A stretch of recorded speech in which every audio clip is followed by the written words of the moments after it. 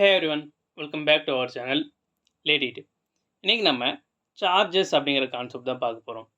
இந்த பிஎன்எஸ்எஸ் அப்படின்னு சொல்லப்படுற பாரதிய நாகரிக் சுரக்ஷா சன்ஹிதா அப்படிங்கிற புதுசாக வந்திருக்க கிரிமினல் ப்ரொசீஜர் கோடில் செக்ஷன் 234 ஆரம்பித்து 247 வரைக்கும் சார்ஜஸை பற்றி டிஸ்கஸ் பண்ணுறாங்க. இந்த சார்ஜஸ் அப்படிங்கிற கான்செப்டை நம்ம வந்து 2 டிஃப்ரெண்ட் ஆங்கிளில் வந்து பார்க்க போகிறோம். ஒன்று, ஒரு சார்ஜ் அப்படின்னா அது எப்படிலாம் இருக்கணும் அப்படிங்கிறது. ரெண்டாவது, அந்த சார்ஜை எப்படி ஃப்ரேம் பண்ணணும் அப்படிங்கிறது. இன்றைக்கான வீடியோவில் நம்ம ஒரு சார்ஜில் என்னென்ன கண்டென்ட்லாம் இருக்கணும் அப்படிங்கிறதான் பார்க்க போகிறோம். அதாவது இந்த வீடியோக்கான டாபிக் கண்டென்ட்ஸ் ஆஃப் சார்ஜ். இதில் நம்ம செக்ஷன் 234 ஆரம்பித்து 240 வரைக்கும் டிஸ்கஸ் பண்ண போகிறோம். ஸோ டைம் வேஸ்ட் பண்ணாமல் வீடியோக்குள்ளே போயிடலாம். அண்ட் வீடியோக்குள்ளே போகிறதுக்கு முன்னாடி நம்ம சேனல் ஏற்றிட்டு சப்ஸ்கிரைப் பண்ணிடுங்க. கண்டென்ட்ஸ் ஆஃப் சார்ஜ் அப்படிங்கிறதுக்குள்ளே போகிறதுக்கு முன்னாடி முதல்ல சார்ஜ்னால் என்னென்னு நமக்கு தெரியணும். செக்ஷன் 2 கிளாஸ் சியில் வந்து சார்ஜ்னால் என்னென்னு வந்து டிஃபைன் பண்ணியிருக்காங்க. என்ன தான் வந்து அது ஒரு டெஃபினிஷன் செக்ஷனாக இருந்தாலும் கூட சார்ஜ்னால் என்ன அப்படிங்கிறத டீட்டெயிலாக வந்து எக்ஸ்பிளைன் பண்ணல. சார்ஜ் அப்படிங்கிறது ஒரு ஹெட்டு மட்டும் கிடையாது. அதில் எத்தனை ஹெட் இருந்தாலும் அதை வந்து நம்ம வந்து சார்ஜுன்னு தான் சொல்லணும்னு சொல்லியிருக்காங்க. என்னடா டெஃபினிஷன் செக்ஷன்லேயே ஒழுங்காக சொல்லலை அப்படின்னு பார்த்தீங்கன்னா, இதுக்காக ஒரு ஃபேமஸ் கேஸில் இருக்குது. அதுதான் விசி சுக்லா வர்சஸ் ஸ்டேட். இந்த கேஸில் என்ன சொல்லியிருக்காங்க அப்படின்னா, சார்ஜ் அப்படிங்கிறது இஸ் அ நோட்டீஸ். அதாவது ஒரு அக்யூஸ்டு பர்சனுக்கு அவர் என்ன தப்பு பண்ணியிருக்காரு, எந்த தப்புக்காக வந்து அவரை கூட்டிகிட்டு வந்திருக்காங்க கோர்ட்டுக்கு முன்னாடி அப்படிங்கிறத தெரியப்படுத்தணும். அதை தெரியப்படுத்துகிற விதமாக ஒரு சில விஷயத்தெல்லாம் சொல்லணும்ல, அதுக்கு பேர் தான் சார்ஜ் அப்படின்னு சொல்கிறாங்க. ஸோ சார்ஜ் அப்படிங்கிறது it's a precise notice to intimate accused என்ன அஃபென்ஸ் அவர் பண்ணியிருக்காரு அப்படிங்கிறது. என்னென்ன விஷயத்தெலாம் சொன்னால் ஒரு அக்யூஸ்டுக்கு அவர் என்ன தப்பு பண்ணதுக்காக அவர் கோர்ட்டுக்கு முன்னாடி கூட்டிகிட்டு வந்திருக்காரு அப்படின்னு சொல்லிட்டு தெரிய வருதோ அது எல்லாமே கண்டென்ட்ஸ் ஆஃப் சார்ஜ். இந்த ஒரு சிங்கிள் பாயிண்ட்டை வச்சு நம்மளால் கண்டென்ட்ஸ் ஆஃப் சார்ஜ் என்னெல்லாம் இருக்குங்கிறத எழுதிட முடியும். அப்படி இருந்தாலும் கூட எந்த கன்ஃபியூஷனும் வரக்கூடாது அப்படிங்கிறதுக்காக செக்ஷன் 234 ஆரம்பித்து 238 வரைக்கும் கண்டென்ட்ஸ் ஆஃப் சார்ஜ் என்ன அப்படிங்கிறத சொல்லியிருக்காங்க. அண்ட் செக்ஷன் 239 அண்ட் 240 அப்படிங்கிறது அந்த சார்ஜை வந்து எப்போ ஆல்டர் பண்ணலாம் அப்படிங்கிறத பற்றி டிஸ்கஸ் பண்ணியிருக்காங்க. ஸோ இப்போ நம்ம கண்டென்ட்ஸ் ஆஃப் சார்ஜ் என்ன அப்படிங்கிற அந்த ஆக்சுவல் பாயிண்ட்டுக்கு போவோம். இந்த செக்ஷன் 234 ஆரம்பித்து 238 வரைக்கும் சொல்லியிருக்கேன். மொத்த கான்செப்டையும் நான் இதை சிங்கிள் சைடில் வந்து இன்க்ளூட் பண்ணியிருக்கேன். ஸோ தட் உங்களுக்கு வந்து ஈஸியாக இருக்கும் எக்ஸாம் பாயிண்ட் ஆஃப் வியூவில் படிக்கும்போது. முதல் விஷயம், கண்டென்ட்ஸ் ஆஃப் சார்ஜில் என்ன இருக்கணும்னா, எந்த அஃபென்ஸுக்கு வந்து அவரை சார்ஜ் பண்ணுறாங்க அப்படிங்கிறது. ஸோ என்ன அஃபென்ஸ் அப்படிங்கிறது இருக்கணும். இன்கேஸ் அந்த அஃபென்ஸுக்கு வந்து ஒரு ஸ்பெசிஃபிக் நேம் வந்து இப்போ ஐபிசி அப்படின்னா அந்த ஐபிசியில் சொல்லியிருக்காங்க அப்படின்னாலோ, இல்லை பிஎன்எஸ்எஸ்னால் அந்த பிஎன்எஸில் அதுக்குன்னு ஒரு ஸ்பெசிஃபிக் நேம் வச்சுருந்தாங்கன்னா அந்த ஸ்பெசிஃபிக் நேமை சொல்லணும். இன்கேஸ் வந்து அதுக்கு ஸ்பெசிஃபிக் நேம் எதுவும் இல்லை அப்படின்னா அதோட ஆக்சுவல் டெஃபினேஷன் வந்து அந்த ஐபிசிலேயோ இல்லை பிஎன்எஸ்எஸ்லேயோ என்ன சொல்லியிருக்காங்களோ அதை எடுத்து எழுதணும். அப்படிங்கிறது தான் வந்து ரெண்டாவது பாயிண்ட். இதுக்கு அடுத்தது பார்க்க வேண்டிய விஷயம் லா அண்ட் செக்ஷன். இப்போ ஐபிசியில் ஒரு மர்டர் பண்ணியிருக்காரு அப்படின்னா ஐபிசி செக்ஷன் 302 அப்படிங்கிறத அந்த சார்ஜில் சொல்லியிருப்பாங்க. இதுவே அட்டெம்ப்ட் மர்டர்னா ஐபிசி செக்ஷன் 307 அப்படின்னு சொல்லிட்டு போட்டிருப்பாங்க. இந்த மாதிரி எந்த லா ப்ளஸ் எந்த செக்ஷன் அப்படிங்கிறதையும் சொல்லணும். ஸோ இப்போ நம்ம முதல்ல பார்த்துருக்க இந்த 4 பாயிண்ட் பார்த்தீங்கன்னு வச்சுங்களேன், எல்லாமே அந்த அஃபென்ஸ் சம்மந்தமான விஷயந்தான். அதாவது அது ஒரு அஃபென்ஸு, அதுக்கான பேர், அது எந்த செக்ஷனில் பனிஷபிள், இதெல்லாம் வந்து நம்ம சொல்லிடுறோம். இதை தாண்டி நம்ம சொல்ல வேண்டிய இன்னொரு விஷயம் என்னென்னா, எந்த ஃபேக்ட் வந்து அந்த பர்டிகுலர் அக்யூஸ்ட் வந்து இந்த அஃபென்ஸை பண்ணியிருக்காருன்னு சொல்லுதோ அந்த ஃபேக்ட் எல்லாத்தையும் சொல்லணும். ஏன்னா இல்லைனா வந்து அந்த பர்டிகுலர் அஃபென்ஸ் வந்து இவர் பண்ணவே இல்லைன்னு ஆகிடும்ல.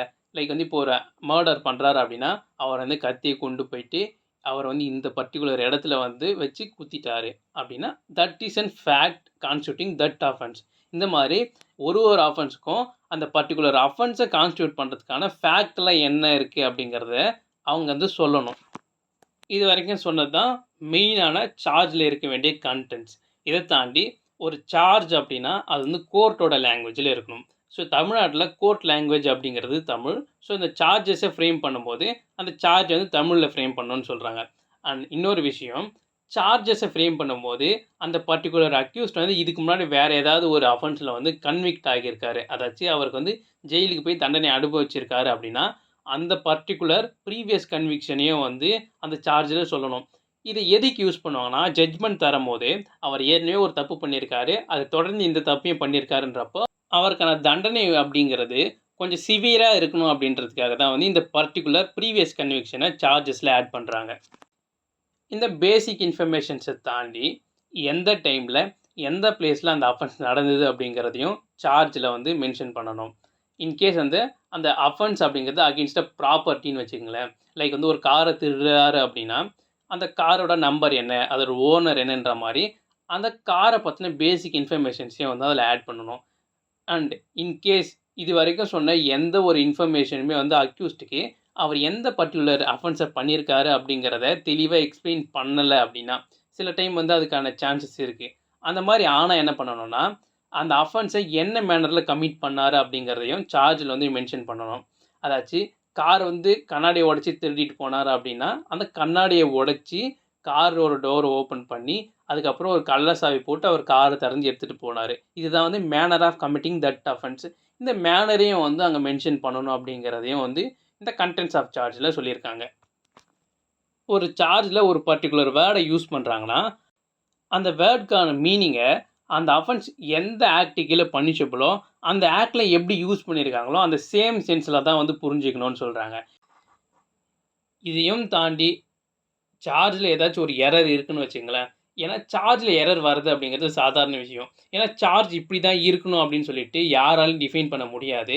ஒரு அஃபென்ஸ்க்கும் சார்ஜஸ் வேறு வேறு மாதிரி தான் இருக்கும்.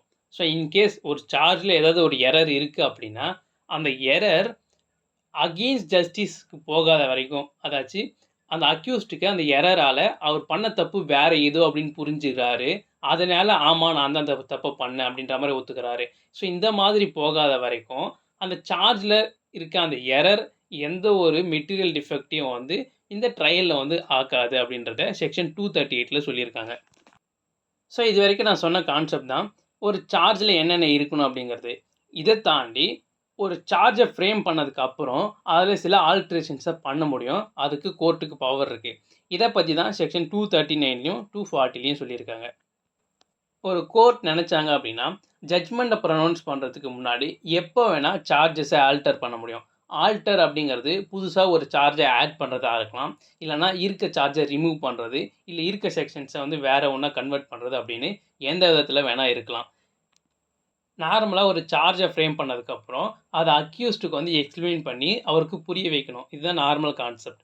இதே மாதிரி ஈவன் ஆல்ட்ரேஷன் ஆஃப் சார்ஜஸ் நடந்தாலும் அதையும் அந்த அக்யூஸ்டுக்கு எக்ஸ்பிளைன் பண்ணி அவருக்கு புரிய வைக்கணும். நார்மலாக ஆல்ட்ரேஷன் ஆஃப் சார்ஜ் அப்படிங்கிறது ட்ரையலுக்கு முன்னாடி நடந்தால் எந்த பிரச்சனையும் கிடையாது.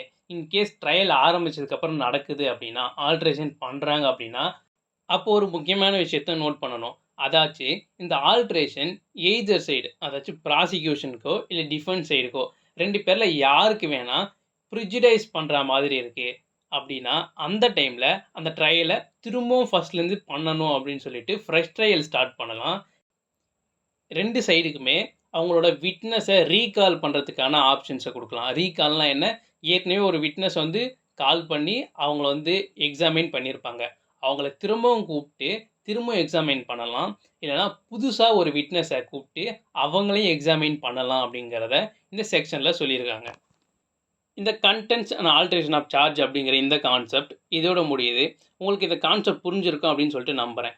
உங்களுக்கு புரியல அப்படின்னா கமெண்ட் பாக்ஸில் கமெண்ட் பண்ணுங்கள். அண்ட் மறக்காமல் நம்ம சேனல் சப்ஸ்கிரைப் பண்ணுங்கள்.